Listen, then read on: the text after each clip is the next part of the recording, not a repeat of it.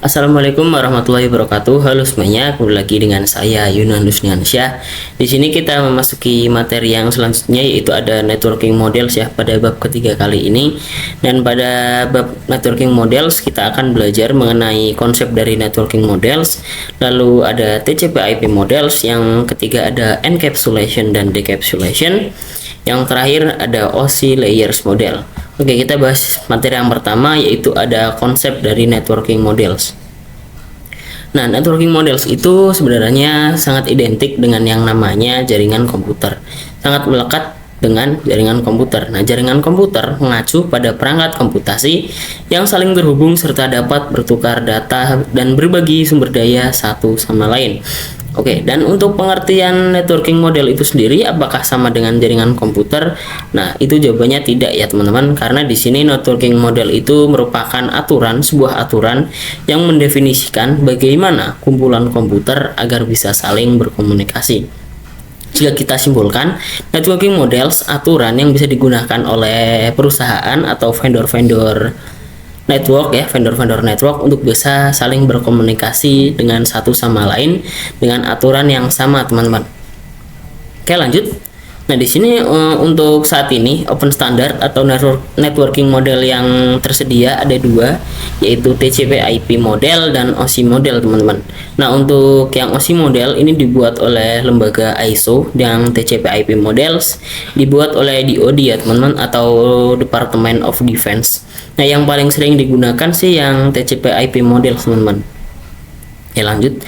Nah, di sini ada yang namanya jika sebelum networking model tersedia atau terbuat, ini bagaimana keadaan para vendor pada saat itu ya, teman-teman. Nah, di sini sebelum networking model keluar, berbagai macam vendor ini memiliki networking modelnya sendiri-sendiri. Jadi memiliki aturan sendiri-sendiri, teman-teman.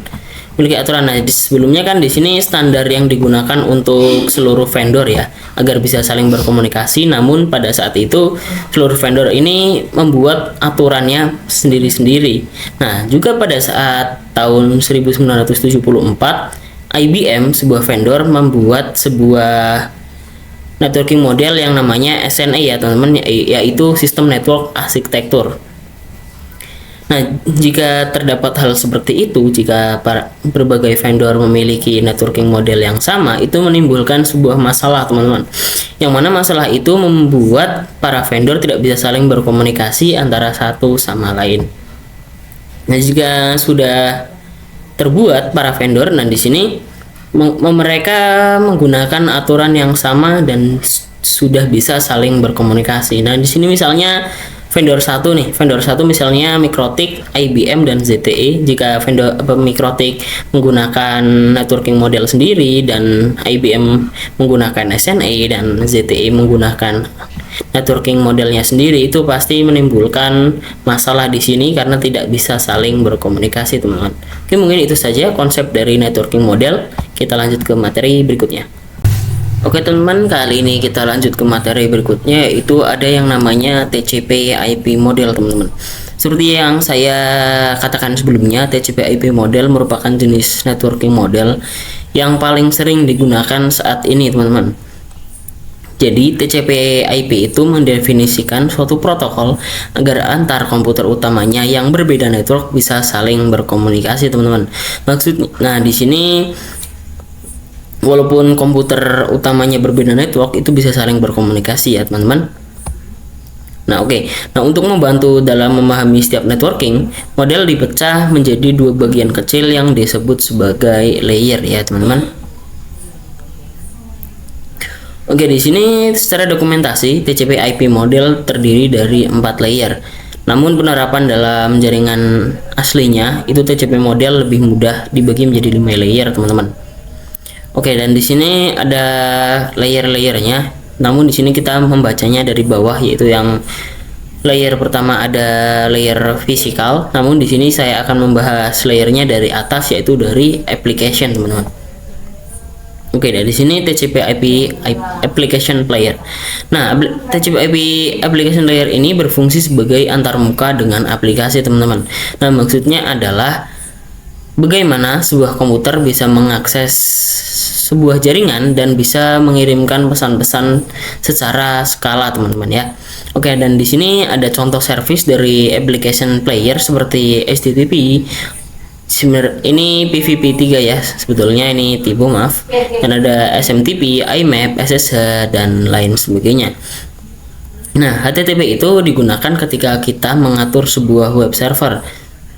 Nah, ini mesti tidak asing lagi ya bagi kalian yang sudah menonton video saya yang sebelumnya, yang mana jika kalian sudah pernah membuat web server, ketika kita search pada browser ya teman-teman, pasti itu bisa jadi error maupun bisa mengaksesnya dari web server itu sendiri. Misalnya di sini kliennya request atau merequest IP dari web server ini. Nah, di situ statusnya bisa keluar sebagai HTTP header, yang mana di dalam HTTP header ini terdapat informasi status-status. Misalnya di sini bisa diakses atau tidak, dan bisa dijalankan atau tidak, atau mungkin ditolak. Nah, ini ada ya contohnya seperti 200, yang mana itu berarti gagal ya teman-teman, tidak bisa mengakses dari websitenya. Dan jika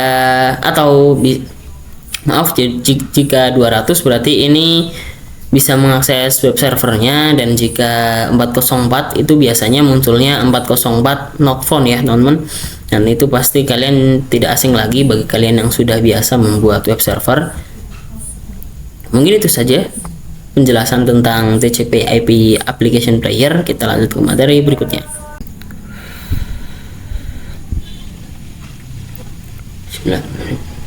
Oke teman-teman, kita lanjut ke materi yang berikutnya, yaitu ada TCP/IP transport layer teman-teman. Oke, jadi fungsi dari transport layer ini ialah memberikan atau menyajikan service kepada layer application ya teman-teman. Nah, jika maksudnya ialah jadi transport layer sebenarnya adalah perantara bagi application player teman-teman sebagai transfer data. Nah, untuk transport layer terdapat dua protokol yang sering digunakan, yaitu ada TCP dan UDP ya teman-teman. Nah, di sini ada mengapa digunakan TCP, mengapa digunakan UDP teman-teman. Nah, di sini kenapa kita menggunakan TCP, karena ia lebih andal, bisa digunakan di segala fungsi ya teman-teman. Dan di sini juga TCP bisa digunakan untuk IP karena support error checking. Jadi di sini jika kalian menggunakan TCP, jika pada IP address kalian terdapat sebuah masalah atau error, maka nanti akan dinotis oleh TCP-nya teman-teman, karena di sini TCP IP yang transport layer itu support error checking. Nah, jika UDP, kenapa kita menggunakan UDP? Karena UDP ini lebih cepat teman-teman. Nah, jadi UDP ini juga digunakan untuk video streaming games. Jadi cocok untuk para YouTuber gaming ya, karena mereka kan suka live streaming berjam-jam dan aplikasi lain yang membutuhkan kecepatan data. Nah, di sini jika kita perhatikan lagi seperti sebelumnya, jadi jika pada klien request website ke web server, maka itu akan menghasilkan informasi yang namanya HTTP header. Namun di sini tidak hanya HTTP header saja teman-teman, ada juga TCP header yang dibungkus yang namanya menjadi segmen teman-teman. Namun di situ tidak serta-merta ketika kita request website ke web server itu langsung kita bisa mengaksesnya. Bisa juga kita mengalami sebuah error system ya, karena mungkin berbagai hal, atau mungkin pada konfigurasi web servernya ada yang error, atau mungkin jaringannya yang error teman-teman. Jadi maka nanti klien akan request ulang dan web server bisa mengirimkan data tersebut ke klien teman-teman. Oke, mungkin itu saja gambaran tentang TCP/IP layer transport teman-teman. Kita lanjut ke materi berikutnya. Oke teman-teman, kali ini kita lanjut ke materi berikutnya, yaitu ada TCP/IP network layer teman-teman. Nah, pada bagian network layer ini hanya terdapat satu contoh ya teman-teman, yaitu IP. Nah, IP itu merupakan singkatan dari Internet Protocol, yang mana IP itu terletak pada layer ketiga, yaitu network layer teman-teman. Nah, IP itu digunakan untuk mengadreskan komunikasi antar perangkat jaringan. Dan juga IP merupakan penamaan pada sebuah perangkat komputasi agar bisa saling berkomunikasi pada jaringan komputer, teman-teman. Nah, di sini IP menyediakan dua fitur yang sangat penting, yaitu addressing dan routing, yang berfungsi untuk menangani konektivitas dan pemilihan jalur. Oke, yang pertama yaitu ada addressing. Nah, seperti yang saya katakan sebelumnya, addressing merupakan IP address atau perangkat itu sendiri, IP address dari perangkat itu sendiri. Nah, maksudnya adalah di sini IP address merupakan alamat ya, teman-teman, atau penamaan dari perangkat komputasi pada jaringan agar bisa perangkat komputasi tersebut bisa berkomunikasi dengan perangkat-perangkat lainnya. Itu bisa disebut sebagai fitur addressing, teman-teman. Oke, selanjutnya yang kedua yaitu ada fitur routing, yang mana fitur ini disediakan pada IP di bagian network layer yang gunanya mengatur lalu lintas data yang ingin dikirim ke IP tujuan. Nah, di sini singkatnya, jika kita mengambil contoh di sini kita bisa analogikan sebagai kurir paket ya, teman-teman. Nah, di sini ketika kita ingin mengirimkan paket ke teman kita atau ke keluarga kita pada kabupaten atau provinsi yang berbeda, kita bisa menggunakan kurir paket, teman-teman. Yang mana kurir paket dan yang mana pada paket tersebut kita pasti sudah menyertakan alamat tujuan dan juga menyertakan alamat kita, alamat penerima, nama penerimanya, dan nama pengirimnya, yaitu kita sendiri. Nah, kurir paket tersebut akan mengirimkan paket yang kita kirim tadi ke alamat tujuan. Nah, kurir itu pasti tidak akan bingung karena kita sudah menyertakan yang namanya alamatnya. Nah, itu sama seperti routing ya, teman-teman. Misalnya di sini kita menggunakan IP 192.168.1.2, lalu kita ingin mengirimkan data ke IP 192.168.1.3 misalnya. Nah, pasti fitur routing ini akan membantu kita untuk mencarikan rute atau jalur tercepat ya, teman-teman, untuk menyampaikan data tersebut. Nah, pasti itu tidak akan error karena di sini routing itu langsung menuju ke alamat IP, dan IP itu pasti kan unik ya, teman-teman, tidak mungkin sama antara perangkat satu dengan yang lainnya. Oke, di sini terdapat dua jenis IP address, yang mana yang pertama itu ada IPv4 dan yang kedua ada IPv6 ya, teman-teman. Nah, di sini pada IPv4 terbagi menjadi 4 blok, setiap blok ada 8 bit. Nah, jika setiap bloknya ini kita jumlahkan seluruhnya, pasti pengalamannya seluruhan menjadi 32 bit ya, teman-teman. Yang kedua yaitu ada IPv6, yang mana IPv6 ini terbagi menjadi 8 blok.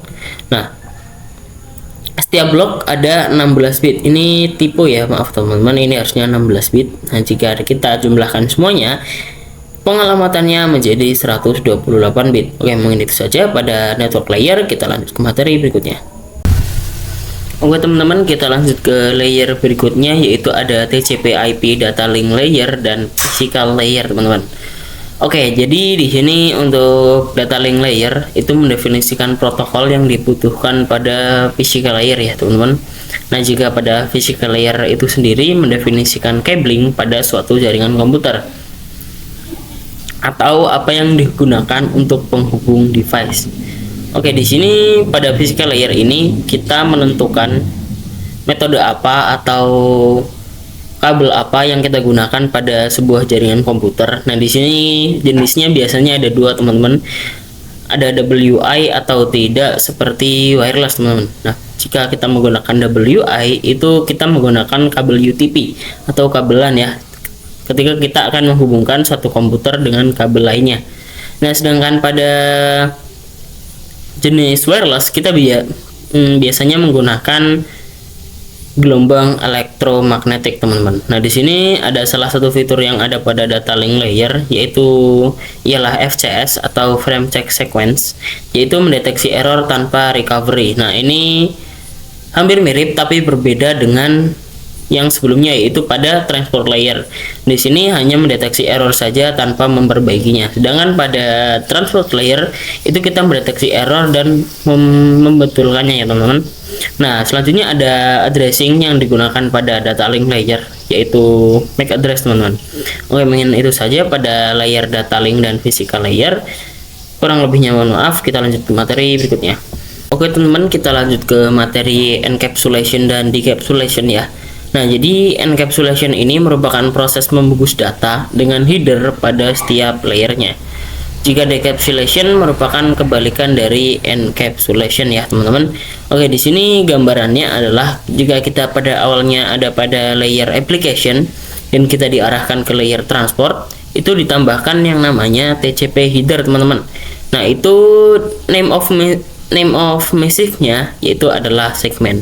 Dan ketika kita sudah berada di layer transport, lalu kita diarahkan lagi ke layer network, itu ditambahkan IP yang nanti nama message-nya adalah IP paket teman-teman. Dan juga kita ditujukan lagi ke data link layer atau layer data link, kita akan ditambahkan data link header dan data link tailor, yang mana name of message-nya adalah frame teman-teman.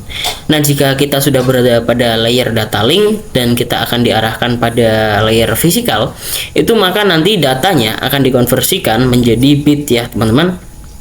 Itu merupakan pengertian dari encapsulation. Dan jika misalnya sebuah vendor mengirimkan data kepada receiver, itu maka datanya akan berubah menjadi bit ya teman-teman. Jika kita gambarkan sebagai decapsulation, yang mana jika vendor mengirimkan receiver yang tadinya bit akan diuraikan menjadi sebuah data ya teman-teman. Oke, mungkin itu saja pada materi encapsulation dan decapsulation. Kita lanjut ke materi berikutnya. Oke teman-teman, kita ke materi yang terakhir, yaitu ada OSI model dan konsepnya. Oke, untuk saat ini model yang sering digunakan hanya TCP/IP ya teman-teman. Seperti yang saya singgung sebelumnya, yang sering digunakan hanya TCP/IP karena dari sisi perkembangan protokolnya maupun dari segi modelnya, TCP/IP lebih dominan daripada OSI layer ya teman-teman. Namun tidak serta-merta OSI layer tidak digunakan teman-teman. OSI layer juga biasa dipelajari karena mudah dipahami teman-teman. Dan di sini juga sebelum networking model ada, setiap vendor memiliki networkingnya masing-masing. Karena setiap vendor memiliki networking masing-masing, komunikasi menjadi sulit dilakukan. Ini seperti yang saya singgung juga sebelumnya, yang mana setiap vendor ini memiliki aturan masing-masing untuk perusahaannya, dan itu menjadikan sebuah masalah yang mana komunikasinya sulit dilakukan teman-teman. Oke, jadi membangun jaringan komputer sangat besar usahanya, karena banyak vendor yang memiliki networking sendiri dan mencari cara agar bisa saling berkomunikasi antar sesama vendor. Nah, di sini mulai mencari solusi ya teman-teman. Berbagai macam vendor mulai mencari solusi agar bisa berkomunikasi antar sesamanya, karena mereka mungkin juga sudah ngeh yang mana mereka tidak bisa saling berkomunikasi karena mereka memiliki aturan sendiri-sendiri. Oleh karena itu dibuatlah suatu model spesifikasi minimum oleh ISO pada tahun 1984 yang disebut sebagai OSI 7 layer. Nah, di sini merupakan model atau standar yang harus digunakan seluruh vendor untuk bisa berkomunikasi ya teman-teman. Dan di sini sudah tertampilkan OSI model.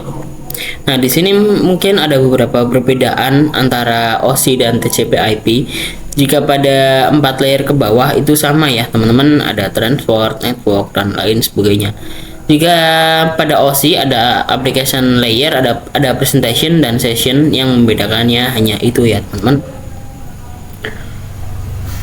Oke, dan di sini juga terdapat 7 lapisan ya pada OSI model ini.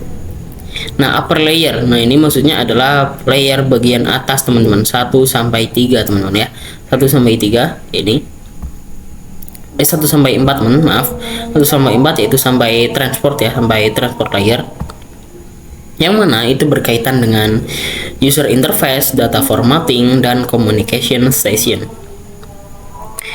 Yang kedua ada lower layer teman-teman. Nah, di sini setelah transport ya teman-teman, setelah transport sampai dengan yaitu network layer sampai physical layer teman-teman, yang mana itu berkaitan dengan bagaimana data itu mengalir teman-teman. Oke, mungkin itu saja materi tentang networking model sekali ini, kurang lebihnya mohon maaf dari saya. Sampai bertemu di video selanjutnya. Wassalamualaikum warahmatullahi wabarakatuh.